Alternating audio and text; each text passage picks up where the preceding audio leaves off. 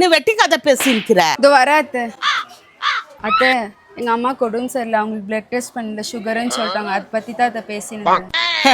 உங்க அம்மா எவ்வளோ ஆட்டம் போட்ட பீன்ஸ் முக்கிய வச்சுக்கின்னு எல்லாரையும் கேலி பண்ணுறது.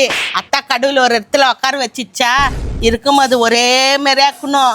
இதெல்லாம் கேலி பண்ணின்னு இருந்தா அவங்களே உட்கார வச்சிடும் தெரியுமா? நானே நொந்து போயிட்டு என் பொண்ணுகிட்ட சொல்லிருக்கிறேன். என்ன நீ இவ்வளவு நக்கல் அடிக்கிற? நீ அத்தை அதுக்கு எதுனா ஒன்று சொல்லுங்க அத்தை, என்ன பண்ணணும்னு. காலையில ஏஞ்சி வாக்கிங் போயிட்டு வந்து எனக்கு இது ஒரு களியோ இல்லை கவுர் கஞ்சோ அந்த மாதிரி கூடி நல்ல ஹெல்த் ஃபுட்டா சாப்பிடு.